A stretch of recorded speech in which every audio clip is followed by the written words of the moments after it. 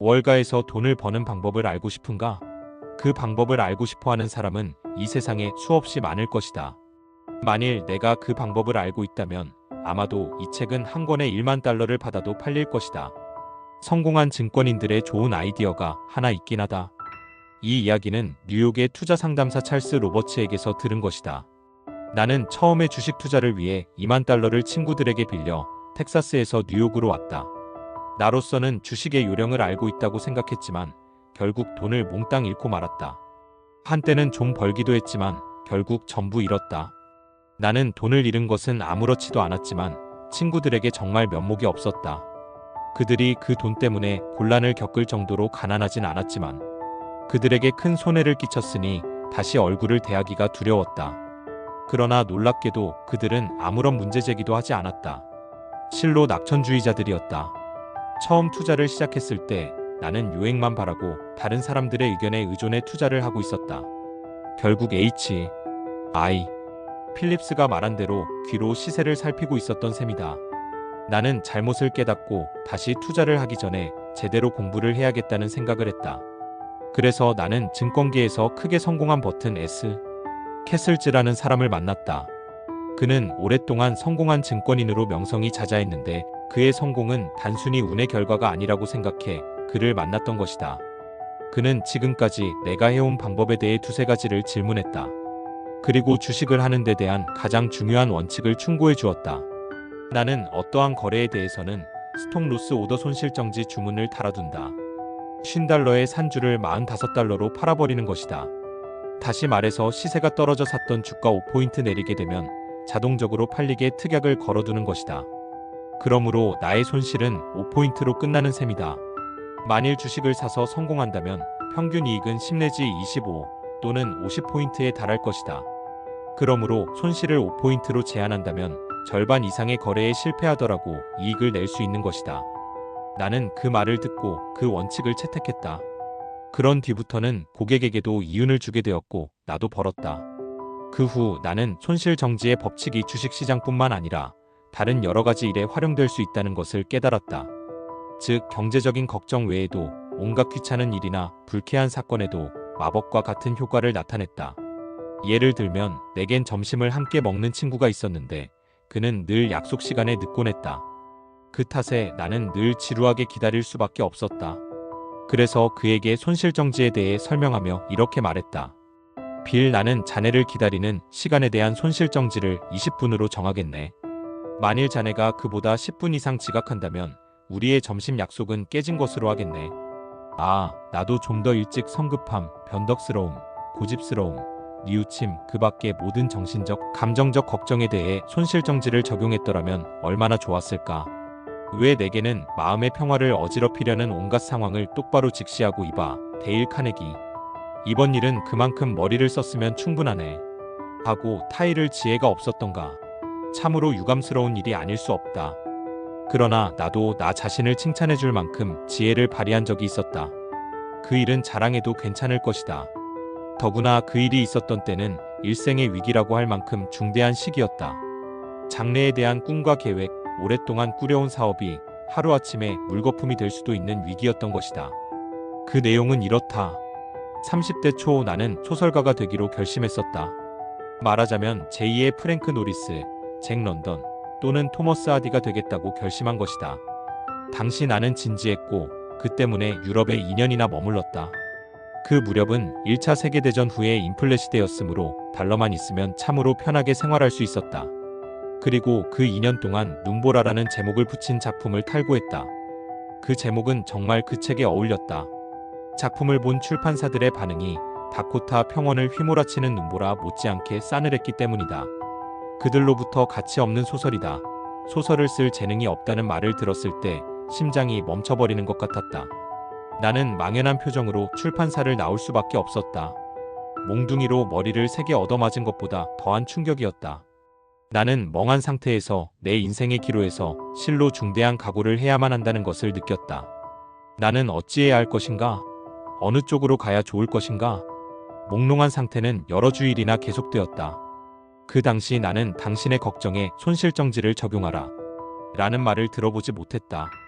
그러나 지금에 와서 그때의 일을 돌이켜보면 그것을 실행했던 것을 알 수 있다. 그 소설을 쓰기 위해 고생했던 2년 동안을 귀중한 경험으로 청산해버리고 다시 새롭게 출발했던 것이다. 나는 성인 강좌를 만들어 강의를 하는 교육 사업으로 되돌아왔고 여가 시간을 이용해 지금 여러분이 보는 전기와 비소설들을 집필했다. 그 당시 그런 결심을 한 것이 기쁘냐고 묻는다면 물론이다. 나는 그 일이 생각날 때마다 몹시 기뻐. 길에서 춤을 추고 싶을 정도다. 그 이후 나는 제2의 토머스 하디가 되지 못한 것을 슬퍼한 적이 없다. 지금부터 1세기 전 어느 날 밤 한 마리의 부엉이가 월든 호반의 숲속에서 울고 있을 때 헨리 소로는 손수 만든 잉크에 깃털 펜을 적셔가며 일기장에 이렇게 썼다. 어떤 일을 하려면 짧을 수도 길 수도 있지만 어쨌든 인생이란 비용을 치러야 한다. 바꾸어 말하면 어떤 일에 대해 지나치게 인생을 지불하는 것은 어리석다는 뜻이다. 길버트와 설리반이 그런 경우에 속한다. 그들은 흥겨운 대사와 즐거운 음악을 만들 줄 알았지만 자신의 생활을 쾌활하게 하는 법은 몰랐던 것이다. 그들은 미카도, 군함 피너포어, 인내심 등 실로 아름다운 희가극을 창조하여 전 세계를 기쁘게 했으나 자신의 감정을 조정할 수는 없었다. 그들은 겨우 한 장의 카펫 때문에 몇 해씩이나 불쾌한 나날을 보냈던 것이다. 설리반은 새로 산 극장을 단장하기 위해 새 카펫을 주문했다. 그런데 길버트가 그 청구서를 보고 화를 내는 바람에 법정에까지 가게 되었다. 그리고 두 사람은 죽을 때까지 서로 대화를 하지 않았다. 설리반은 신작을 작곡해 길버트에서 우송했다. 그러면 길버트는 가사를 붙여 설리반에게 다시 우송했다. 그런데 한 번은 관객에게 인사를 하기 위해 함께 무대에 서야 될 난감한 상황에 직면했다. 그러자 그들은 무대 양쪽에 서서 저마다 다른 방향으로 머리 숙여 인사하며 서로의 얼굴을 외면했다. 그들은 일찍이 링컨이 했던 원한에 대해 손실정지를 적용할 분별력이 없었던 것이다. 남북전쟁 중에 링컨의 친구 몇 사람이 적들에 대해 비난하자 링컨은 이렇게 말했다. 자네들은 나보다 개인적인 원한이 심한 것 같군. 나는 그런 원한이 지나치게 적은 것 같지만 원한은 내게 도움이 되지 않는 것 같네. 일생의 절반을 논쟁으로 허비할 겨를이 없으니 말일세. 누구든지 나를 공격하는 행위를 그만둔다면 나는 그의 과거에 대해 잊어버리기로 했다네. 내 숙모 에디스가 링컨과 같은 너그러운 정신을 가졌다면 얼마나 좋았을까. 숙모와 프랭크 숙부는 물 사정도 나쁘고 잡초도 많은, 게다가 저당까지 잡혀있는 농장에 살고 있었다. 그분들의 형편은 말이 아니었다. 동전 한 푼도 아껴 써야 할 지경이었다. 그런데 숙모는 집안을 꾸미기 위해 커튼이며 자질구레한 것들을 사들이길 좋아했다. 더구나 숙모는 그것들을 외상으로 사들였다. 빚을 겁내는 농부인 숙부는 걱정스러운 마음에 아내에게 외상을 주지 말라고 상점에 부탁해두었다. 이 사실을 알고 숙모는 노발대발했다. 그 후 숙모의 노여움은 무려 50년 동안이나 계속되었다. 나는 수없이 그 이야기를 들었는데 마지막으로 들은 것은 숙모께서 70이 훨씬 넘었을 때였다. 나는 숙모께 이런 말을 했다. 숙모님, 숙부께서 숙모님의 체면을 손상시킨 것은 확실히 잘못이었습니다. 그렇지만 50년 전 일로 지금껏 서운한 말씀을 하시는 숙모님 쪽이 더 나쁘다고 생각하시지 않나요? 그러나 이 말은 소귀의 경읽기였다. 숙모는 오랫동안 간직한 노여움과 괴로운 기억에 대해 값비싼 대가를 지불했다. 마음의 평화라는 대가를. 벤자민 프랭클린은 7살 때 잘못을 저질렀다. 그는 그것을 70년 동안이나 기억하고 있었다. 그는 7살 때 호루라기를 몹시 좋아했다. 그는 호루라기가 너무 좋아 장난감 가게에 가서 가지고 있던 동전을 몽땅 내놓으며 호루라기를 달라고 했다. 70년 후 그는 그때의 일을 친구에게 보내는 편지에 다음과 같이 썼다.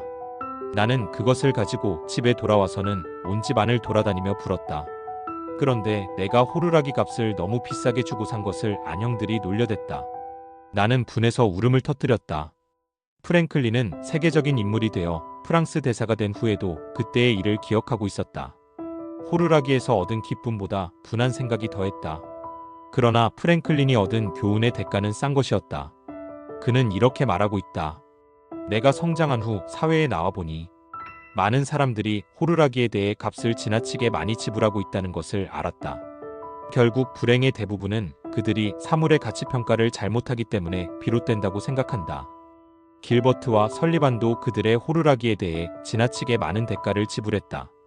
에디스 숙모의 경우도 마찬가지다. 그리고 데일 카네기, 나 자신 역시 그런 적이 많다. 세계 최고 걸작에 속하는 전쟁과 평화, 안나 카레리나의 저자인 불멸의 문호 레오 톨스토이도 마찬가지였다. 백과사전에 의하면 레오 톨스토이는 그의 생애 가운데 말년 20년은 세계에서 가장 존경받은 사람이었다. 그 20년 동안 1890년부터 1910년까지 수많은 추종자들이 한 번이라도 그의 얼굴을 보고 그의 음성을 듣고 그의 옷자락이라도 만져보겠다는 마음에 톨스토이의 집을 찾았다. 그가 하는 말은 마치 신의 계시라도 되는 것처럼 기록되었다. 그러나 사생활면에서 본다면 톨스토이는 프랭클린이 7살 때 터득한 분별력을 70세가 되어서도 깨닫지 못했다. 그는 분별력이 전혀 없었던 것이다. 그에 대한 내 생각은 이렇다. 톨스토이는 그가 몹시 사랑하던 소녀와 결혼했다. 그들은 참으로 행복했다. 그들은 극락과도 같은 희열이 영원히 계속되기를 하느님께 기도했다. 그런데 톨스토이가 아내로 맞이한 소녀는 질투심이 강했다. 그녀는 허름한 옷차림으로 위장하고 숲속에 숨어 남편의 행동을 감시하곤 했다. 그녀의 질투는 점점 심해져서 자식에게까지 미쳤다. 그리고 딸의 사진을 표적 삼아 사격을 하는 짓까지 했다.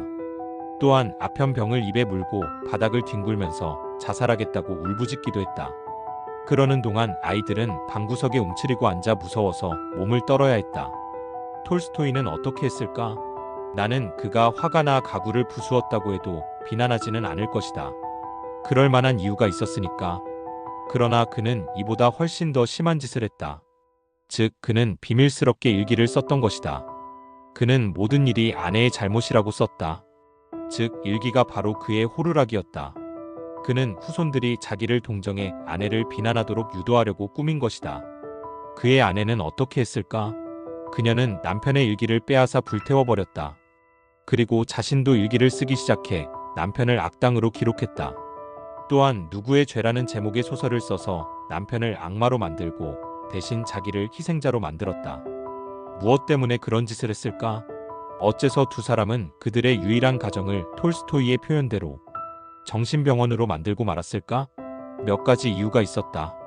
그 하나는 다른 사람들에게 깊은 인상을 주려는 강한 욕망이었다. 사실 그들은 다음 세대에 속하는 우리들의 비판에 깊은 관심을 두고 있었던 것이다. 과연 사람들은 세상을 떠난 사람의 비행에 대해 욕을 할 수 있을까? 아니다. 어림도 없는 일이다. 우리는 톨스토이를 생각할 겨를이 없다. 자신의 문제만으로도 벅차니까. 그런데 딱 한 두 사람은 얼마나 비싼 대가를 그들의 호루라기에 지불했는가. 그들은 50년 동안의 지옥 같은 생활을 살아야 했다. 두 사람 모두 이제 그만 하고 소리칠 만한 분별력이 없었기 때문이다. 두 사람 모두 이제 손실정지를 적용합시다. 우리는 인생을 낭비하고 있어요. 이만하면 충분해요. 라고 말할 만한 분별력이 없었기 때문이다. 마음의 평화를 얻는 비결이란 가치에 대한 올바른 분별력에 달려있다고 생각한다. 그리고 인생에서 무엇이 소중한 것인지 판단하는 개인적인 황금률을 정한다면 우리를 괴롭히는 걱정의 50%는 해소할 수 있으리라 믿는다. 그러므로 걱정하는 습관이 우리를 망치기 전에 예방하는 방법은 다음과 같다. 1. 내가 지금 걱정하고 있는 것이 실제로 얼마나 중대한 일인가? 2. 몇 포인트나 하락하면 걱정에 대해 손실정지의 주문을 적용하고 잊을 것인가? 3. 호루라기에 대해 정확히 얼마를 지불하면 되는가? 이미 충분히 지불하고 있는 것은 아닌가?